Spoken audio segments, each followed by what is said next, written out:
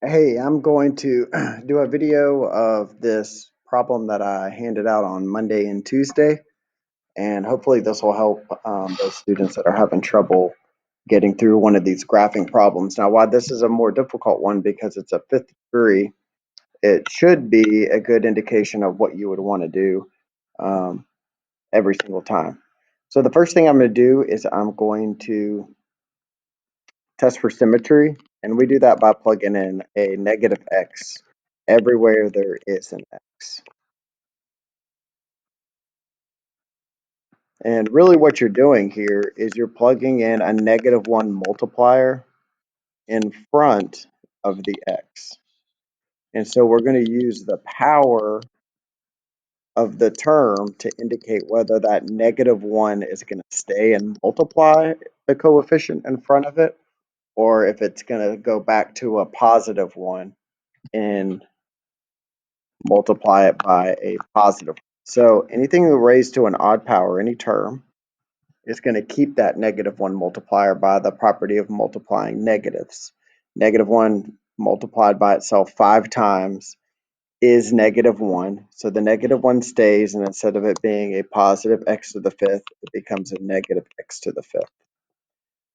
My next term is a fourth degree power, and if I take -1 and I multiply it by itself 4 times, I get back a +1 times a -7 is just a -7. So it keeps the sign of that term. My next one is a cubic. If I multiply that -1 3 times, it comes back a -1, and it's going to multiply that 9, change the sign to a -9, x cubed. Again, my next one's a quadratic. If I multiply -1 by itself twice, I get a +1, and +1 times a +23 is a +23. And I have an odd power of -1, so definitely the -1 stays, and it's going to multiply to the -50 and become a +50, and then the constant never changes. It doesn't have the negative x attached to it. Okay, so now I want to just tell whether this is odd, even, or neither. And so if it's even and has y-axis symmetry, when I plug negative x in, it does not affect the polynomial at all, and I get back the same exact function. That did not happen. Obviously, my fifth degree function changed from x to the 5 to negative f of x, so it's not exactly the same. And an odd function would be if I plug my negative f of x in and every single sign of every term changed to the opposite. Well, I know I have a constant term of 24. That's another indication that that term did not change sign, so this didn't happen. So this is a neither. And I'm going to answer the question about symmetry, so this means no symmetry. That's my answer. Descartes' rule of signs, that's my next test, and probably the one that we are least understanding, I guess. So I'm going to try to explain this one in a little bit more detail for those who are having a hard time wrapping this around your brain. Oops, that should be a negative.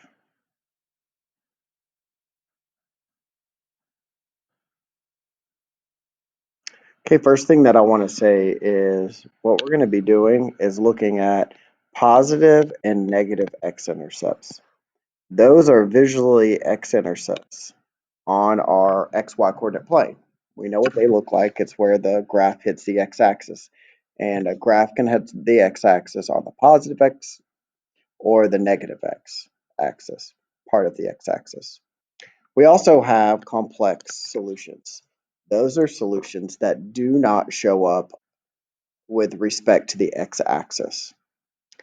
Those are on the complex graphing plane. So when I have those solutions, they take away the total number of possible x-intercepts, right? So if I have a quadratic that opens above the x-axis, it's not going to have any x-intercepts, but it will have solutions. It will have two complex or imaginary solutions where I square root a negative number. Okay, so I know that this is a fifth degree function, so it's going to have 5 total solutions.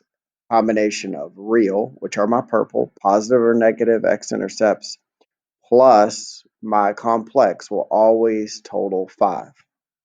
Now, what Descartes' rule of sign is going to do, is going to say if you take f of x, this original function, and you look at its sign changes just as it is, that will tell you how many positive x-intercepts. So I'm going to look, it's a positive x to the fifth, a negative 7x to the fourth, a positive 9x cubed, a positive 23x squared, a negative 50x, and a positive 24. And what I'm going to do is I'm going to look at the sign changes in between each one of those terms. So a positive to a negative, that's one sign change. Negative to a positive, that's a second sign change. Positive to a positive, didn't change signs. Positive to a negative, third change of signs. Negative to a positive, 4. So 4 possible positive x-intercepts. Okay. Now, Descartes' rule of signs does not know about the possibility of square rooting a negative number and having complex or imaginary solutions. So I know that it's going to assume that there aren't any, and I know I totaled a 5, so I already know that the total number of negative x-intercepts, if everything's real, is going to be 1. But I'm going to prove that just to make sure I didn't make a mistake somehow by looking at my f of negative x function that I found up here for symmetry. And I'm going to look at its sign changes. And it started off with a negative x to the fifth, a negative 7x to the fourth, a negative 9x cubed, a positive 23x squared, a positive 50x, and a positive 24. So now I'm going to look at those sign changes, and those are going to indicate how many possible negative x-intercepts, which I already know should be 1. So negative to negative, nope. From negative to negative, nope. Negative change to a positive, 1. Positive to positive, nope. Positive to positive, nope. So I have 1 negative x-intercept. And I knew that because this first case, Descartes only tells us that everything's going to show up as the degree of the polynomial. Those are going to show up as x-intercepts. They will all exist as x-intercepts. So it's telling me I'm going to have 4 positive x-intercepts and 1 negative one. Well, we know not every degreed function shows up as real x-intercepts. Like I know a quadratic can open above the x-axis, never touch it, have no x-intercepts, but have 2 complex solutions. So now what I have to do is come up with the other scenarios that Descartes' test does not account for. So I'm going to say, is there possibly some of these x-intercepts might be complex solutions, which would take away the real solutions that case 1 found. And if you can pull 2, because complex solutions come in pairs, plus or minus 2i, 1 minus 2i, or 1 plus 2i, they always come in pairs. If I can take any out of one category, and I'm calling positive x-intercepts one category and negative x-intercepts as another category, you can only pull out of those categories individually. So if there's enough to have 2 taken out, you're going to take them out. So I notice I have 4 positive possible x-intercept. That is definitely has more 2 or more. So I'm going to take 2 out. I'm going to say, nah, maybe they're really complex solutions. Notice my negative x-intercept only has 1. So it's never going to change from 1 because it doesn't have enough to pull out 2 of. So it's always going to stay 1. Well, I can also, if there is a scenario where one of my x-intercepts, the positive or negative, have more than 2, then there's a possibility that you could have 4 complex. Remember, they come in pairs, so they're either going to come in as 0, 2, 4, 6, 8. And since my positive had exactly 4, well, 4 of them might be complex solutions. But notice I can't take any out of that negative. So here are my three cases. When I graph this polynomial at the end, it's either going to have 4 positive x-intercepts with 1 negative x-intercept. It could have 2 x-intercepts and 1 negative. And then at the end, when I get my quadratic, I would solve for it and find 2 complex solutions, like I did on that number 1 of that 4 graphing packet. Or I might not have any x-intercepts, just have 1 negative x-intercept, and I would have 4. That would be really hard for me to solve for a 4th degree polynomial and find 4 complex solutions by hand, but they're saying that that's a possibility. The next thing I'm going to do is I'm going to say, okay, if I want to break this 5th degree down, I needed to find some zero remainders. The possible rational roots gives me some help, or a little bit of help, on what numbers I should try to pick. And we do that by dividing our constant term, which we call p, plus and minus, by our leading coefficient, which on this one is 1. And you list out all the factors of 24. 1 can go in there, 2, 3, 4, 6, 8, 12, and 24.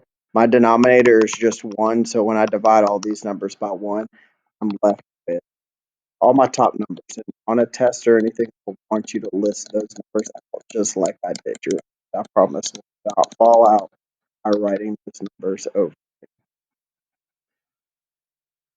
Okay, so now I'm ready to synthetically divide.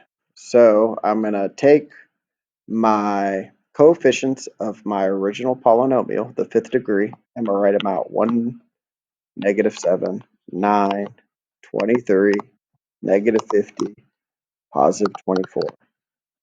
And now what I want to do is I want to pick one of these numbers that I listed above and hopefully get a zero remainder. But like I said, get out your calculator. Notice mine.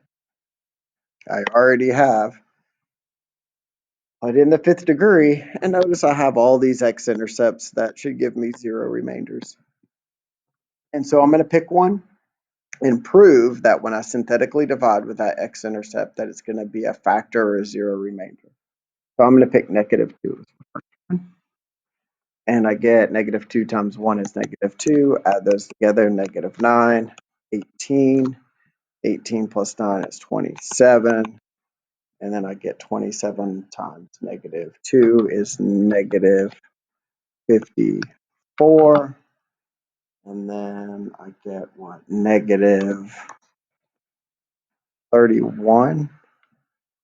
And then -31 times 2 is positive 62, which I end up with positive 12 and -24, and I get zero remainder. So remember, the remainder theorem says when I find a zero, whatever my remainder is, if it's not 0 or whatever it may be, that it's the same as when I put this number right here, -2, it's the same as plugging in -2 for x. The remainder is the output of that. So I know that my output when I plug -2 in is 0, which is an x-intercept. So I have found one of my factors of my polynomial, x plus 2. So as a factor, the x-intercept has opposite sign. Okay, I am not fully factored. I found one of my factors out of 5. I still have 4 left to go. This is my 4th degree polynomial. Because I divided by a linear, it breaks it down by 1 degree. Now, I don't know how to factor that 4th degree polynomial to break it down into smaller linear factors. It has too many terms to group, has 5 terms. We just don't know how to do it. So what I'm going to do is synthetically divide that again, my 4th degree, so that I can break it down to a third. So again, I'm going to go back to my graph, and I use -2. Now I'm going to use 1. Doesn't matter which, I'm just moving left to right.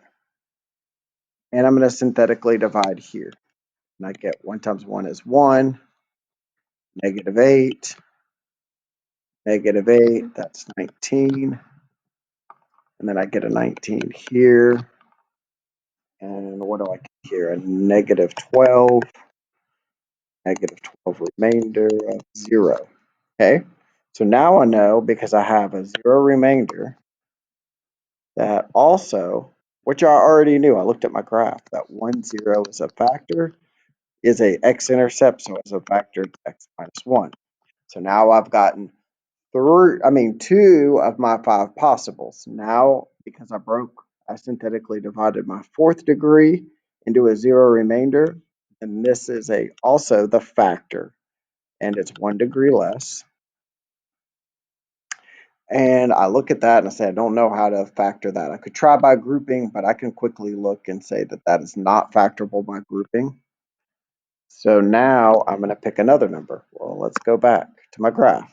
Notice it bounces here, so I could actually pick 1 again if I wanted to, but I'm not going to. I'm going to pick 3. And I'm going to try to see what 3 will do. It better give me a 0 remainder. And I'm going to put 1. 3 times 1 is 3. Negative 5. Negative 15. 4. 12. Remainder 0. Okay. So again, found another x-intercept. 3, 0. Okay. Now, if my remainder came out to 5, I would still have a point, 3, 5, right? Anyways, on a side note. So anyways, I found another x-intercept, which I already knew. I looked at the calculator, and I got x minus 3. Now I found 3 out of my 5. I have 2 remaining, so I broke my cubic down to a quadratic. So now I have this quadratic as x squared minus 5x plus 4. This is where, when I'm down to a quadratic, where I can factor, I can plug it into the quadratic formula if it's a trinomial and I have complex solutions. Remember, these might be complex solutions. I might just have 2 positive and 1 negative x-intercept. That was a possibility. So whatever, this is up to me to figure out. Set equal to 0, factor it out, and I'm lucky that it just factored nicely. And I found my other 2, 4, 0, 1, 0. And I go, is 4, 0 and 1, 0? Did I do that right? 4, 0 and another 1, 0, right? So I got all of the ones. I just proved it in my calculator. And so I have another 1, and I have an x minus 4. There's a bounce because x minus 1 occurred twice, and then everything else occurs once.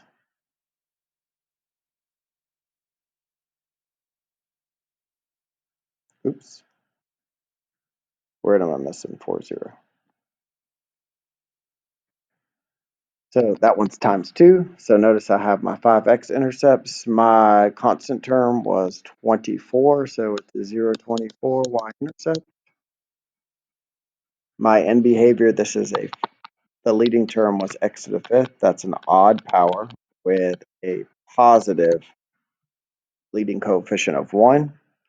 I know as x goes to negative infinity, that left end, because a cubic goes down, that will go down. On the right end, just like a cubic, my right end, as it goes to positive, it also goes up. This is a odd function, so I know the range, it goes up forever and down forever. And now it's just painting my picture. I've got all the information I need. I have all my x-intercepts, 1, 3, 4.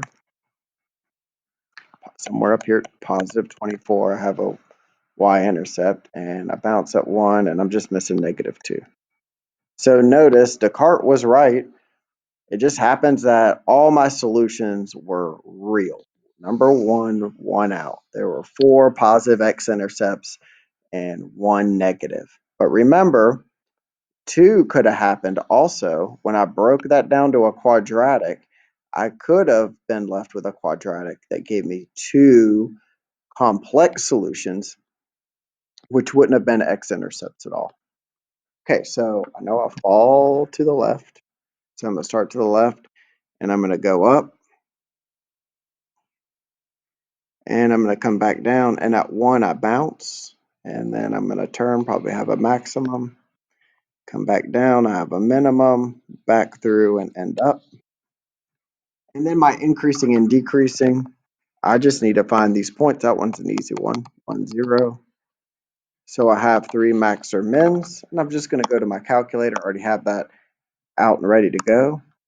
And this maximum is pretty high up, so I'm going to have to search and search and search, go. And eventually I have negative 1.2 and 84.7.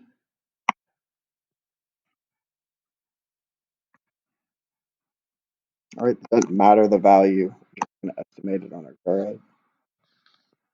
And then I'm going to come back down. I'm just after these.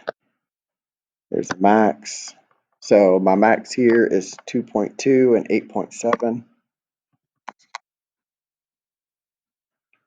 And then my min was 3.6 and negative 9.1.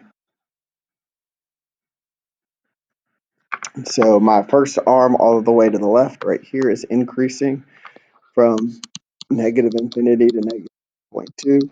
And then it's decreasing from negative 1.2 to the x value of 1. And it picks up at 1.